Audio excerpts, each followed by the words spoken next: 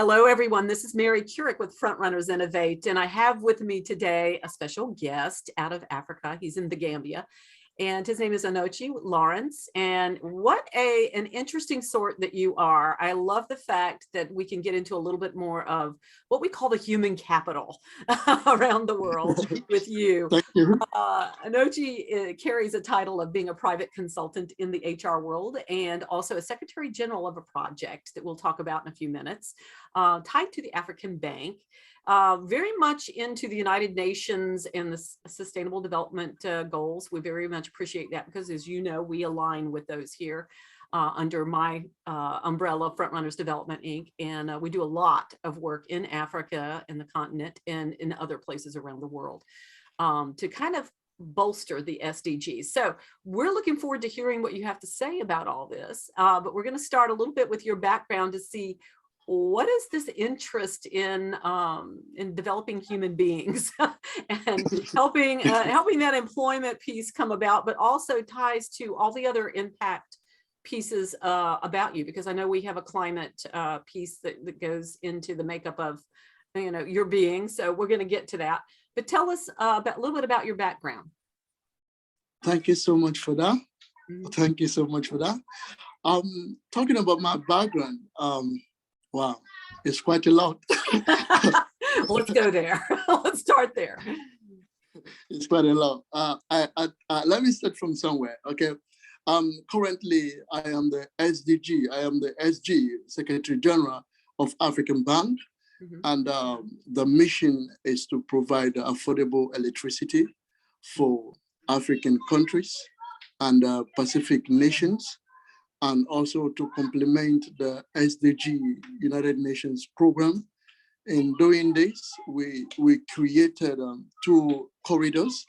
We have the profit making and the non-profit making. So in the profit making is where we create electrical hybrid platform units that can produce electricity in a very affordable, and when I say affordable, very affordable price. And this is also to help in the reduction of poverty and also to promote human awareness. And of course, water and electricity is an essential aspect of human life. That is to say, when you take that outside the human life, you know what it means, And also we look at the corridor of non-profit. And of course, we know not everyone can afford good electricity and clean water.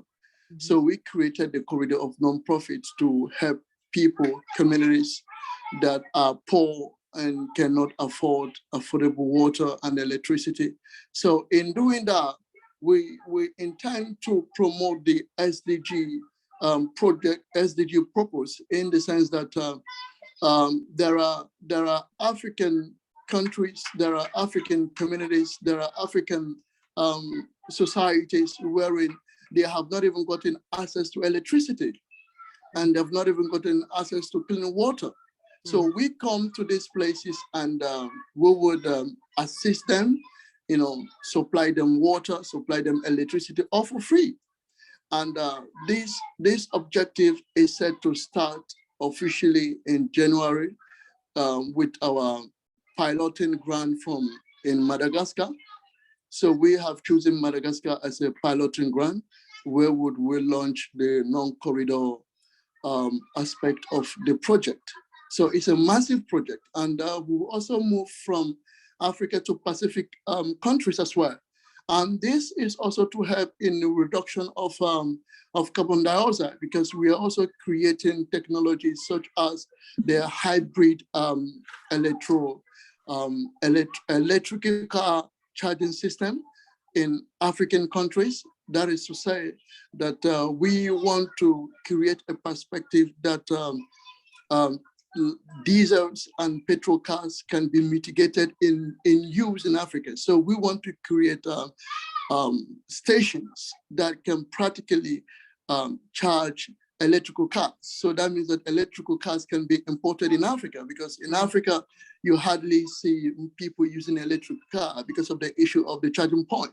So that becomes our idea in the consolidation of the carbon dioxide reduction. So we are in the front line in the fight for climate change. And of course, we know human beings are not perfect, but we can perfect whatever we start. Yeah. And this is to say, it's not the work of an institution. It's not the work of certain group of people. It's a work that everyone has to be involved. No matter how small, no matter how big, the contribution means a lot. So this is a big project that is ongoing, and we are really moving on so speedily on that. Yeah. And on other aspects, so many things. Okay. So many things. Well, give me. Let me go back to what's promoting this. What started as a young man? What got you into thinking in this way, that you wanted to solve some of these problems? I'm curious. Thank you.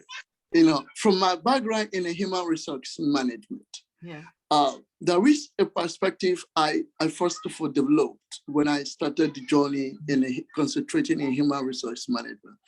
I believe it takes your willingness to change someone's attitude. Yes. If you don't have the willingness, you cannot change an attitude, because an attitude can be a cultural base. It could be a psychological base. So that means you must have a willingness to deal with that. Of course, it's not going to be cheap. Okay, it requires quite a lot. Yeah, exactly. It requires quite a lot. So in this perspective, it has helped me to grow with understanding that it's not about me as a person, but what matters is about others. So thinking first about others becomes the priority of my success. Fantastic. Yeah, that's exactly what I was looking for. I think people like to know where the mindset comes from and what is the driver for something like this. And I think so easy it is for people either outside of Africa and sometimes inside of Africa to promote the idea of the almighty dollar and know that this is what we're doing this for, is we can make money about all of this.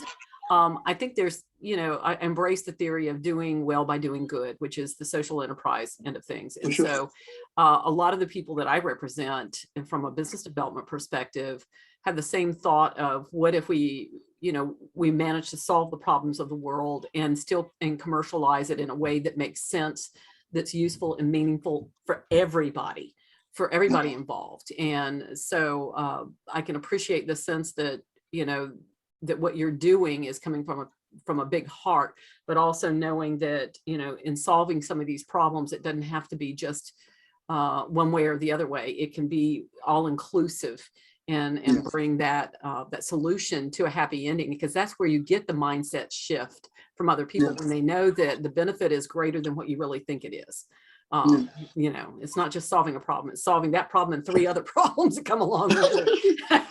and creating something useful and meaningful, and sometimes livelihoods based on the solution, which is what I really love. So tell me a little bit more about, the work that you wear like so many titles. I mean, it's ridiculous. I don't know how you must see yourself coming and going.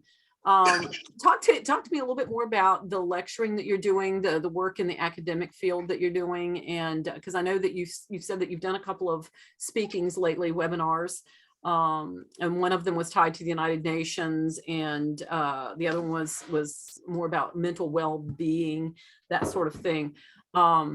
Tell us a little bit more about that side of the work that you're doing. Yeah, when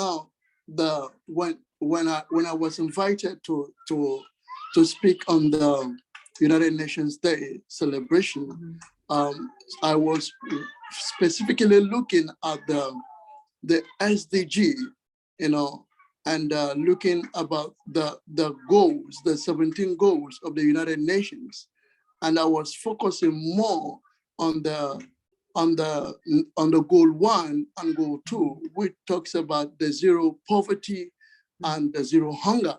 Yeah, those were my key concern, and I believe, I was inspired by Nelson Mandela that once said, I still keep that in my mind all the times.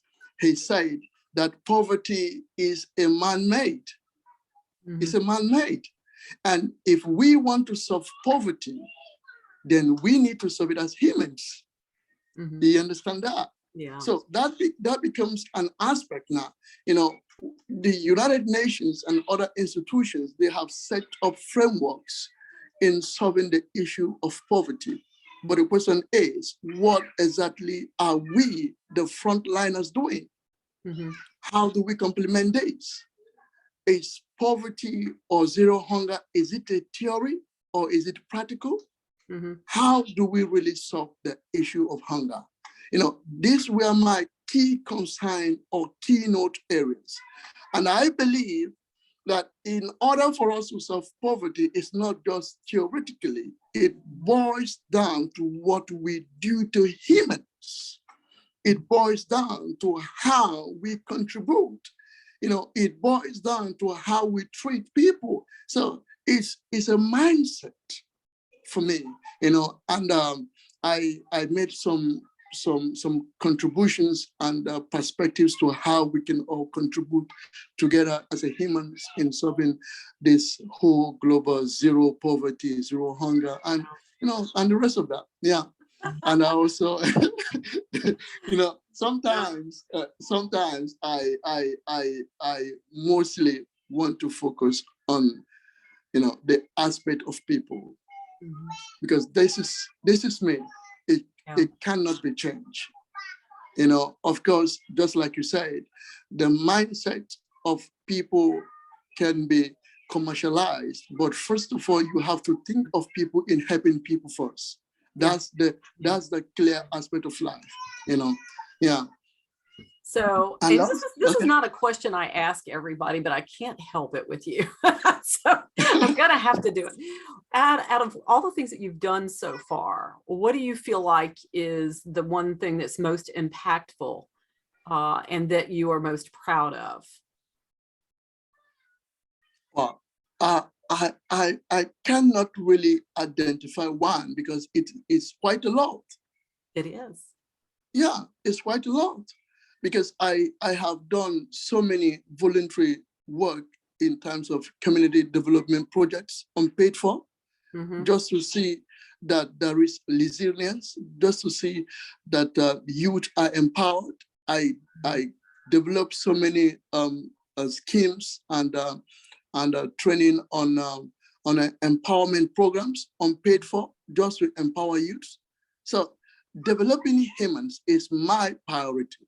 And I cannot identify or perhaps be specific in one thing because I've done quite a lot. That's your anointed gift. That's your superpower, is empowering humans to solve problems. And I think that you are one very empowered human being. So we appreciate that for sure. I wanted to ask you, go back to the energy projects that you're working on, because you say you're about ready to launch in January. Do you have the type of project, everything's kind of put together in a project? Is it already to the point of proposal ready to go, or are you just legitimately getting ready to move things forward in January with the official structure of what you're doing? Okay, those two questions are applicable. Already our proposals are ready for investors and partnerships. And and also as I speak at the moment, we are proceeding with the registration in Indian, which would be our international registration. And we are also registering in Nigeria, we would have a provisional office. And because the objective is to spread across all African countries. And also we would have what we call the first phase, which is a projection of 9 months. Afterwards, we would then proceed to countries in Pacific nations, because it's a massive project. So at this moment, our proposals are ready for investors, for partnerships, And also we're on the process on the registration and the rest of that. Yeah. Okay, very good. That's good to know. Do you have a website that's live at this point, or is that coming as well? Yeah, that's coming. That's coming as Okay. well. Yeah, it's when do you anticipate that being live? Maybe January as well? Before January, the website, the registration with all effort in place should be ready by next week, probably. Okay. At the end. Okay. Yeah. As we sit right now, we're December 2nd, 2021, as people are watching. So I want to get that, that little bit of information out, because I know sometimes people don't realize, the timing on conversations. What I'd like to do, though, is tell people who are watching this that if we'll have in the contact section of Frontrunners Innovate, the way to get a hold of him if you need to get a hold of him or want to talk to him before that time, before January 2022. So that you'll be able to reach out, or you can reach out to me, which will be lovely. And I'll be more than happy to facilitate a conversation with Onochie, which is what we do as business development. Before we kind of end things up, I wanted to get where you think you're heading. We know that in 2022, it's going to be very busy for you because you're going to be launching the project, the African Bank project. The first one being as a project in Madagascar. Do you have other types of projects lined up that you think that are coming in 2022? Yeah, quite a lot of them, because we, other than Madagascar, we will be launching electric mobility in Nigeria. Okay. So the electric mobility in Nigeria would be specifically for the electric cars, which is going to be stations where electric cars can be charged. And exactly, and also we would be introducing the technology that would also help in the reduction of carbon dioxide consumption in some factories, and also will be in the first 6 to 7 months. We'll be working with factories like cement producing companies, and and some big industries to supply them like big units in terms of affordable electricity. Okay. And that we intend to run both in Nigeria, in Ghana, okay, and also in Indonesia, and as well in India. Okay, gotcha. Great. From the standpoint of training and educating people on how to manage to not only to build but to work on these vehicles and to manage the stations that you have, it may be an interesting conversation to have with my business partner in Nigeria, who runs a Sub-Saharan Open University, and so they do do some trainings like this. So that might be a good partnership to have. He's very well known there too. So yeah, it would be good. So that's terrific. So that, that one little bit of information I just shared at the end about connecting you, that's the next piece of this conversation that we'll end up on, is the types of people that you need to meet to move you forward. Other partners and investors, and we know that that's something you're probably looking for. So tell us a little bit about that. What types of people do you need to meet to move you forward? Good. We would specifically be needing to have partnership with people already existing in the field of climate change, and especially those that are already working in terms of creating affordable energy for locals and societies that cannot afford it. So we can partner with them on the wing of non-profit. And also we would also seek partnership with car producing companies for creating the electrical mobility. Okay. And we would also be seeking partnership, of course, with investors, those that would want to have a big share For Yeah. sure. Yeah. Our Okay. shares are, yes, our shares are very valuable. Perfect. Very valuable. I'm going to need your valuable. deck so that I can pass it around. This is perfect. Well, thank you so much, Onochie. If you'll stay on for a second longer, I'm going to say goodbye to everybody. And wow, this is a lot of good information. You're doing such wonderful work there. And we just thank you, for everything that you're doing and what a great heart that you have for doing it. So thank you very much. We appreciate that. Thank you. Stay on for a second, and I'll say to everybody, if you're watching this on YouTube, please go to www.frontrunnersinnovate.com and you'll see this full interview along with some other interesting bits and pieces. You'll have his bio and his contact information and all that good stuff. So go there. There will also be a link to the podcast version of this. So if you're out walking or driving and you want to listen to it rather than see it, and plug yourself in, then there'll be a way to do that in all the ways that you get your podcasts, all the different channels that you do. So that will be also on frontrunnersinnovate.com with this interview. So thank you, everybody. Goodbye until next time. And thank you again, Onochie. I appreciate it. Thank you. Stay on. Okay. Bye.